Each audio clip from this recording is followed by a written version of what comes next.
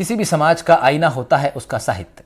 साहित्य अपने में समेटे है कई सदियों का इतिहास, दशक दर दशक बदलती भाषा की चाल, समाज के विकसित होते विचार भी। दुनियादारी का आईना होता है साहित्य। राजस्थान के भरतपुर में स्थित है हिंदी साहित्य समिति, जो अब नीलाम होने की कगार पर है। 112 साल पुरानी हिंदी साहित्य समिति की नीलामी की तलवार उस पर लटक रही है। राज्य सरकार की ओर से सहयोग ना मिल पाने की वजह से ये समिति सालों से आर्थिक संकट झेल रही है। यहाँ के कर्मचारियों को वेतन नहीं मिल पा रहा है, जिसकी वजह से कोर्ट ने नीलामी का आदेश दे दिया था। कोर्ट ने हिंदी साहित्य समिति की नीलामी तिथि को फिलहाल रद्द कर दिया है, लेकिन बड़ा सवाल यह है कि क्या अब सरकार इस संस्था को बचा पाएगी? उत्तर भारत की सबसे प्रसिद्ध और एकमात्र श्री हिंदी साहित्य समिति भरतपुर में मौजूद है। यहाँ 450 साल पुरानी 1500 के आसपास पांडुलिपियाँ हैं और 44 भाषाओं की यहाँ साहित्य भी हैं। यहाँ 2 कर्मचारी कार्यरत हैं जिनका वेतन नहीं मिल पाने के कारण कोर्ट के द्वारा नीलामी का नोटिस भेजा गया था। आज उसकी अंतिम तिथि थी, लेकिन कोर्ट के द्वारा उस नीलामी तिथि को रद्द कर दिया गया है और कुछ दिनों बाद आगामी तिथि दी जाएगी।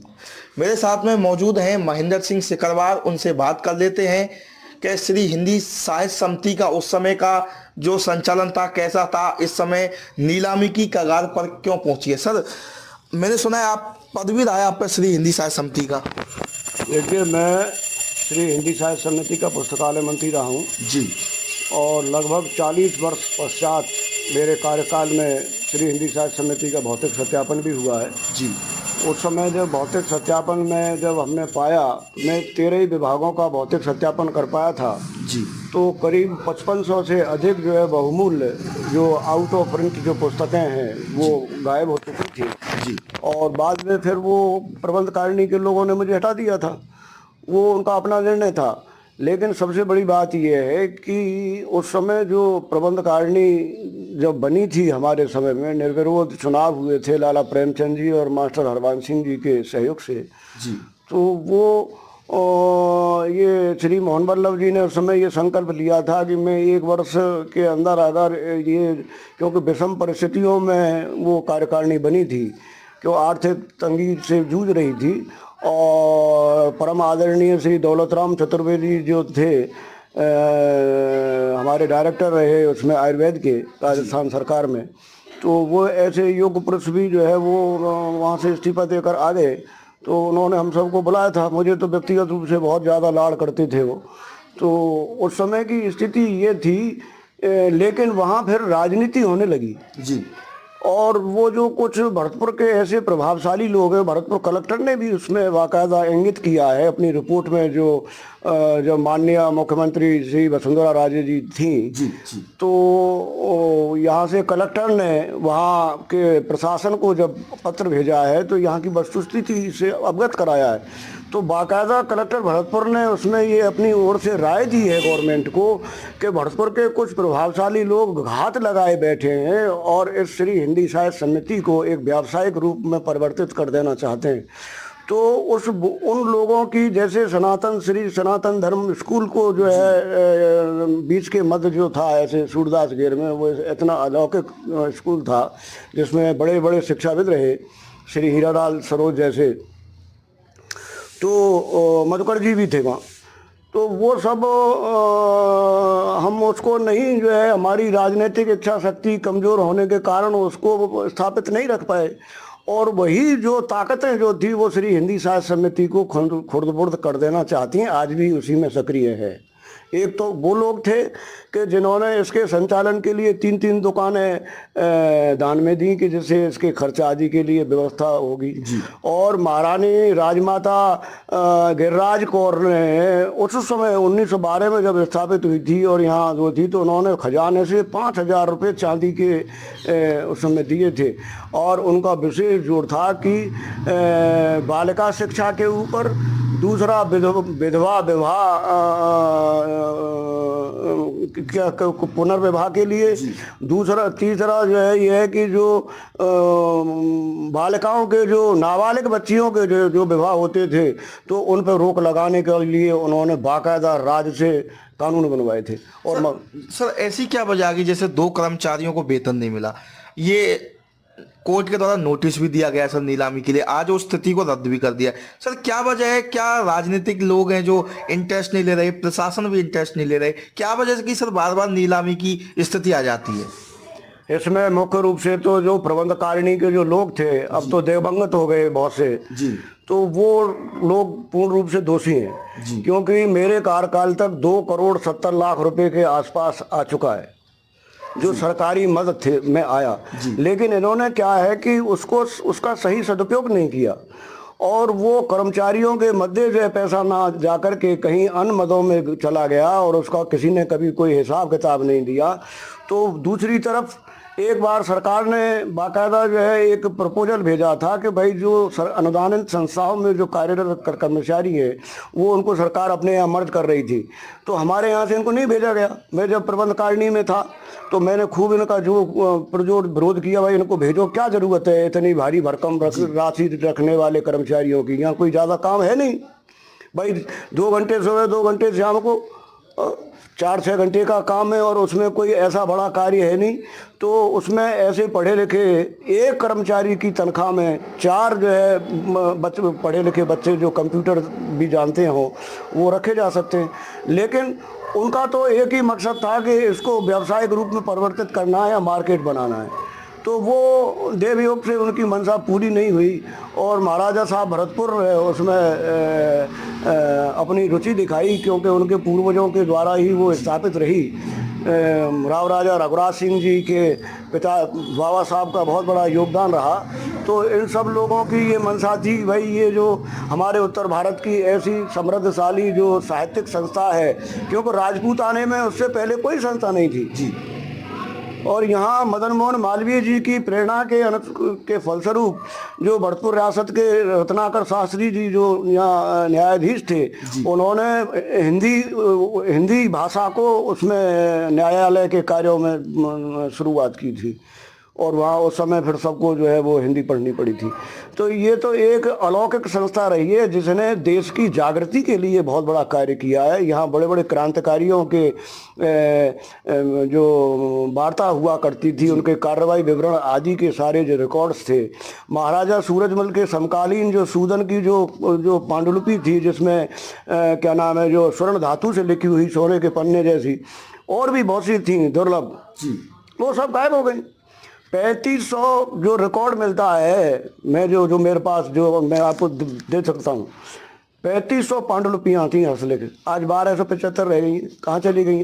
सरकार की ये सबसे बड़ी कमी है, क्योंकि जब ये कमलराम मीणा जी ने भी हमको बुलाया था, हमारे जो है आदरणीय श्री कौशलेश शर्मा जी भी थे, सब हम लोग लोग थे और ऑडिटोरियम में वहाँ जब सभा हुई तो वहाँ सबने ये फैसला किया था कि बहुत अच्छी बात है, हम इसका अच्छे ढंग से संचालन करेंगे। और हम सब लोगों की भी ये मंशा थी कि भाई इसमें अच्छे पढ़े लिखे लोग जो है वो लगाए जाएंगे। और वो था कि भाई 6 लोग जो है वो कार्यकारिणी के जो हमारे संरक्षक और आजीवन सदस्यों में से जो होंगे वो उसमें मनोनीत की जो अध्यक्ष होंगे वो करेंगे, और उसमें अध्यक्ष जो है पदेन जो है कलेक्टर होता है। तो ये इस प्रकार की जो व्यवस्था हुई थी। लेकिन अब क्या है कि जब इन्होंने इसको अपने हाथ में लिया है तो उसको विधिवत रूप से कोई इनका प्लान नहीं है कि भाई कि आपने किस प्रकार से उसमें क्या क्या है, कैटलॉग रजिस्टर मतलब है कि नहीं है, आदान प्रदान रजिस्टर देखें 1912 से आज तक का कि भाई कहाँ किसको कितनी कौन सी पुस्तक गई, कहाँ गई।